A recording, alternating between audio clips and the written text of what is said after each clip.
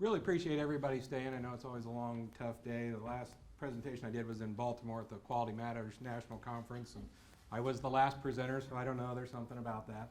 And I had 8 people that were still there by the end of the day, so we really appreciate you staying. My name's Dan Jones, and this is Dr. Kwesi Tandoh is here. Nidia Flis is in the back. She's also one of our presenters, and Angelia Yount couldn't make it today to be here with us. Kwesi and Angela and I are with the iLearn, which is the Integrated Learning Institute. It's one of the sponsors that's on the cover of your program, so we're happy to be here along with Learnovation as well. Part of our job here is to do a little plug for what we do for our faculty who are on campus, and also do a plug for you faculty who don't work at Ball State, that maybe you want to come to Ball State once you learn about all of our services. We help instructors put their courses online and work with our LMS and Blackboard, and as instructional designers is our job. I think one of the things obviously you're getting from today is that everybody's here because they care and they want to make a difference in somebody's life. We're here to maybe make a little bit of a negative difference. We're talking about assessments, so students, you know, they're not so happy with assessments and those types of things. So the assessment dilemma that we'd like to talk about is cheating, okay? Cheating's going to occur. We know cheating's going to occur. I don't know if you've ever seen it, but one of the new fangled things of cheating is actually printing out like a label that goes around a Coke bottle or a drink bottle, and I don't think you would ever think to look at that in great detail. And of course, cheating occurs in the face-to-face world as well as the online world. I think a lot of students do plagiarism and they don't even know it because they've grown up in the age where you just copy and paste stuff. You just download stuff off the internet. You just take those types of things, and you just kind of don't think twice about it. So in that case, what are we going to do? So a potential solution would be, let's just get rid of assessments altogether. Woohoo! That's kind of a radical idea there. And that's probably not going to happen for a lot of various reasons, okay? So not likely going to happen. So if we know we're not going to get rid of assessments, then one of the things we can start to think about is, why do students cheat? Okay? Sometimes literally written right on their face of why they cheat. Okay? Stress obviously is one of those types of things. Expectations, laziness is one of the words that's up there. Love to tell these kind of stories about students. As faculty members, you probably get these. My boss, I got an email from a student earlier this week that said, just to let you know, I don't think I can come to night class on Thursday anymore because it's getting in the way of my social agenda. Literally, I mean, that's what he said. And it's like, okay, I don't know. So lots of different reasons of why students cheat, but who knows? Okay?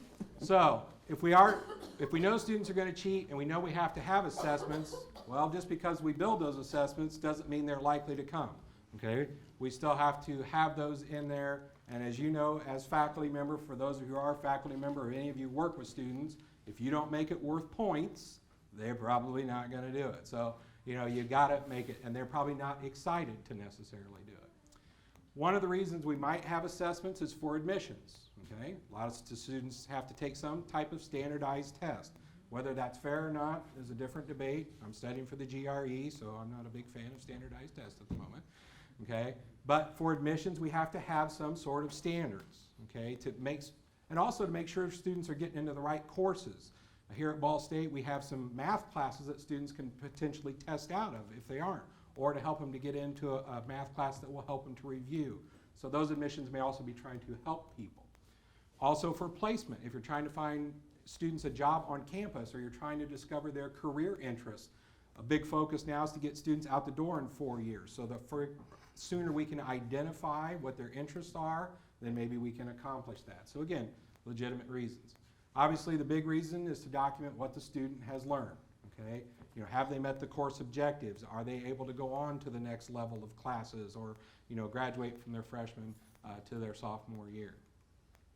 And sometimes we do assessments for certifications, technical certifications. I've got Microsoft certifications and server and all kinds of different things. Okay, but I don't have a degree in that, but I've got those certifications. Sometimes those can be built into the course. Some of our technical components here at Ball State, they build in a Cisco certification to go along with it. So when the students do graduate, they not only have their diploma, but they have a national certification in the technology field, which is a great thing. Obviously, one of the primary things that a lot of people are shifting towards is to do the assessments in an electronic manner. When you say online, a lot of people think of just an online student, so we try to avoid that sometimes in our discussions, because obviously we use Blackboard here on campus. You could still do that in the face-to-face environment. Students go to a proctored lab, or you can proctor it yourself within it. So obviously one of the important reasons to do those types of assessments is to maintain records. How does the student stand? What is their current score? Lots of parents wants to know, how are their kids doing? So, we give access to those records as well. So it's not just for you as the instructor, but also as the student. Doing things through the electronic can also be a little bit obviously more cost effective. You don't have the paper and those types of things, so a little bit of environmental friendly. Prompt feedback, you can get self-assessments a lot easier within your course that can be automatically graded and let the students know where their strengths and their weaknesses are. And if they then take a midterm or a final, they can also get that information hopefully a little bit quicker. And then of course the big buzzword, or one of the big buzzwords these days, is analytics, okay? The departments want to know, how are their students doing? The college wants to know, how are students doing? Are they on track to graduate in 4 years? But you can also use analytics if you delve down far enough. Did I have a test that had some bad questions in it? Did 90% of my students miss this particular question? And if so, why? Did they not get the material that I was trying to teach? Or did I have a bad question? Or if you're like me, sometimes you're like, yeah, I had the wrong answer marked, and those kinds of things. So, you can help you to find those items a little bit more. Okay? I'm going to turn it over to Dr. Tandoh, who's promised, if you go ahead and fill out the evaluations for our session right now, he has promised if we get good scores, he'll recreate that dance. We're just throwing that out there. You hold on to it. Okay. So go. Now, there are so many levels of assessment. We have 3 of them that we're going to talk about. Now, the first one is the formative type that we have.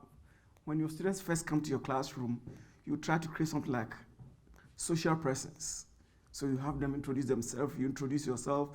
What the teacher is unconsciously doing is he's trying to size his students up to see how they're going to do.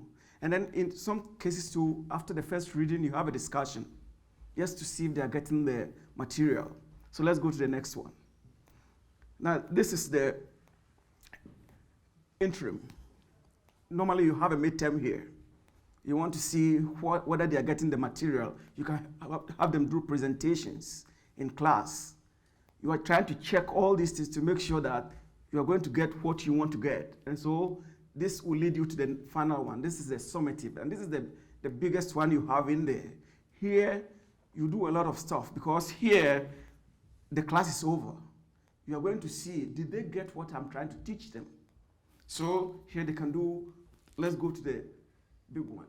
Here we have traditional assessment. You can have them like write essays in classroom, or you can also have them do something like, sometimes you have those like multiple choice questions. Those are traditional kind of assessment. And then let's go to the next one. This is the big one. Now, when we came here, we saw some people do a dance here. This is actually, how do you call it, an authentic assessment that the teacher can look at and then judge what the students did. And when we looked at the engineering session, we had the students actually hands-on doing the project. So these are some of the things that we have to do with, how do you call it, authentic or alternative assessments. Now let's go to the next one. So this is an example of traditional assessment. That is how it looks like, in my view. So you are there, you have proctors, they are sitting there, everybody is doing it, because after this you're going to take all the papers from them, and you have it, and it's gone. So let's go to authentic assessment. These are samples of authentic assessments that you normally do, or alternative assessment. Especially in the dance class, somebody can come and dance, or in the music class, you have recitals. These are some of them, so let's go to the next one. So this is the purpose of assessment, but the issue is that we are not only assessing the student. So let's see what comes next. What about the instructor? Stay there. Everything that you do as an instructor, your main objective is to change the outward behavior of your students after they have taken your class. it's not just the instructors alone. When you go to the grocery store, you say, I'm going to buy orange.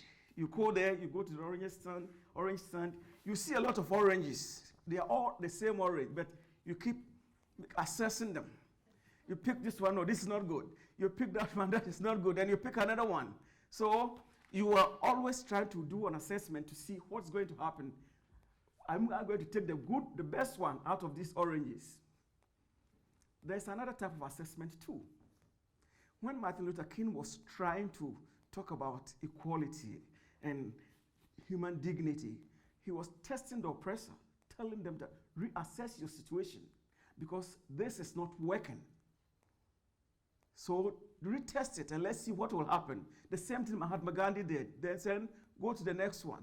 Now that you have your assessment done, you test your plan. Now, after talking to the oppressor, after having everything done, did our plan work? Have things changed for us? You see, if things have changed, then let's implement it. You see? Now, if things didn't change, then let's go to the next one. Let's reevaluate. So let's go back to Capitol Hill and start talking again because it didn't get through. Let's go back to the classroom and start talking to the students because things didn't get through. After all these things, now let's go to the next one. You see, the professor is still in the middle. He doesn't know whether to go left or right or up or down because no matter what we do in assessment, there's going to be cheating. People are not going to listen. There's nothing like a silver bullet when it comes to assessing individuals or people. Now, people started talking about equality long time ago. We still don't have it. But we keep assessing the situation. So if we get to this stage, we try to see if we can get to the next stage. Now, so as an instructor, all you have to do is to keep calm. Look at the situation you have, and then assess your student because we are never going to do away with it. Thank you.